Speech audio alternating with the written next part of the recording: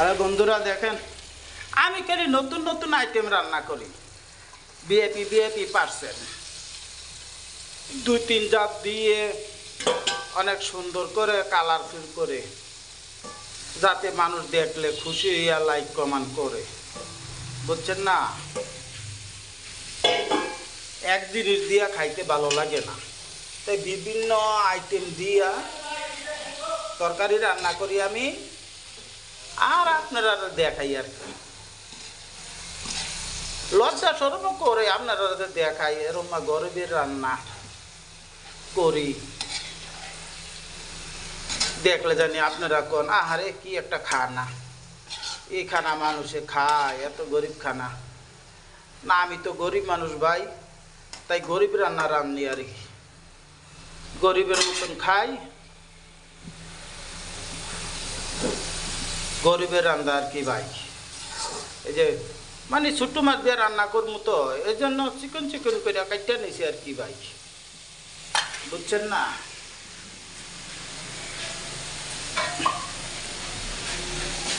5 minute লেগে ডেকে দিলাম, ডেকে দিলে রান্নার একটু সুন্দর হইব, মুলায়াম হইব।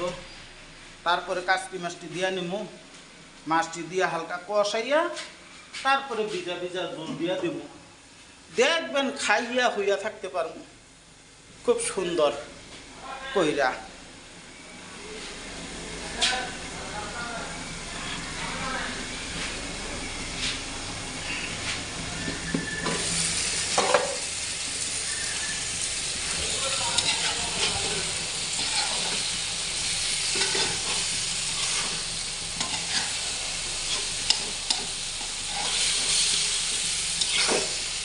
কয়েকটা দিলে কালারটা তরকারি সুন্দর হয়, যাতে আপনারা দেখলে মনটা আনন্দ পান, যাতে একটু লাইক কমেন্ট বেশি করেন, তাই এইভাবে দেই আর কি, বুঝছেন না?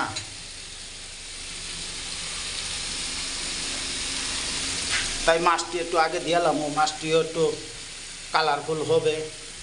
মাছটিও যদি একটু কালার হয় তাহলে তরকারিটা খাইতেও একটু ভালো লাগবে, সুন্দর লাগবে।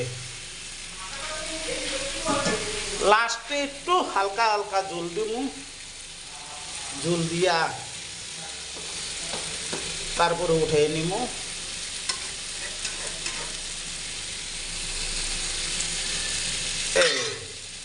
এখানে একটু ডেকা দিলাম, লাস্টে একটু লাড়া দিমু, লাড়া দিয়া উঠাইয়ালাম, শেষ কাহিনী শেষ, আমার রান্নাও শেষ হইয়া যাইব। 1 মিনিটের রান্না, বুঝছেন না আপনারা? এই বেশিক্ষণ রাখা যাবে না, আবার বেশিক্ষণ রাখলে না মাছ গইলা যাইব।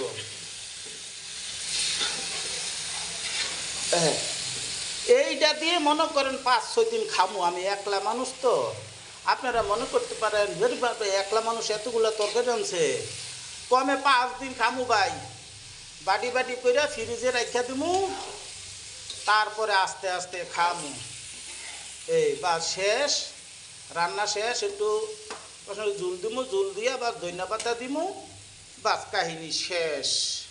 ধন্যবাদ, ভালো থাকেন আপনারা।